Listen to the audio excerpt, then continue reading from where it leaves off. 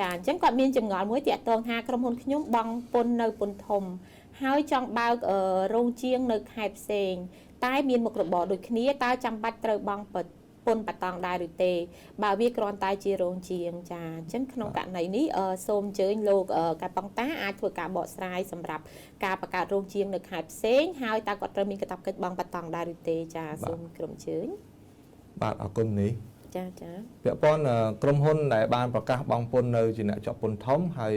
ចង់បើករោងជាងនៅខេត្តផ្សេងបាទអញ្ចឹងមានន័យថាគាត់មានទីតាំងគាត់ជីវកម្មខុសគ្នាហើយព្រោះគាត់ប្រើតែពាក្យខេត្តផ្សេងហើយបាទអញ្ចឹងអាចគាត់ថា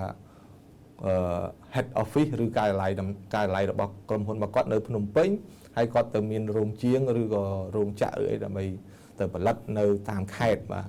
ហើយមានមុខរបរដូចតែគ្នាទេដើម្បីសម្រាប់ផ្គត់ផ្គង់ករណីនេះគឺយើងនៅតែតម្រូវឲ្យបងពុនបតង់ដូចថាតាមការណែនាំឬក៏មានប្រកាសស្ដីពីការប្រមូលពុនបតង់វិធានការគ្រប់គ្រងពុនបតង់198គឺបានបញ្ជាក់ថាត្រូវបងពុនបតង់មួយទៀតបាទអញ្ចឹងទោះជាមានយល់យើងមាន2នេះពាក់ព័ន្ធនឹងចំណុចហ្នឹងទី1បើសិនបើសកម្មភាពដូចគ្នាទីតាំងតែមួយអាហ្នឹងយើងមិនតម្រូវឲ្យបងពុនបតង់ទេបានន័យថាគាត់ស្ថិតនៅក្នុងរាជធានីដូចគ្នាសកម្មភាពជីវកម្មតែមួយបាទអញ្ចឹងមិនតម្រូវបងទេតែបើសិនជាគាត់នៅសកម្មភាពតែមួយក៏ដោយក៏ប៉ុន្តែគាត់នៅរាជធានីខេត្តផ្សេងពីគ្នាអញ្ចឹងអានឹងតម្រូវឲ្យគាត់បងពុនបតង់មួយទៀតតែសម្រាប់អ្នកជាប់ពន្ធធំគ្រប់សាខាឬក៏រោងជាងគាត់ទាំងអស់គាត់នឹងបងពុនបតង់ត្រឹមតែកម្រិត3លានរៀលទេទោះជាគាត់មានផលរបរ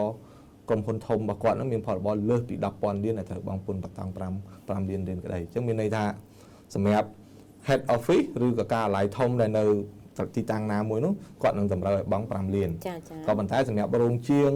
រោងចក្ររបស់គាត់ដែលគាត់មានកន្លែង2 3កន្លែងផ្សេងគ្នានោះគឺតម្រូវឲ្យបងតែ3លានរៀលទេបាទសូ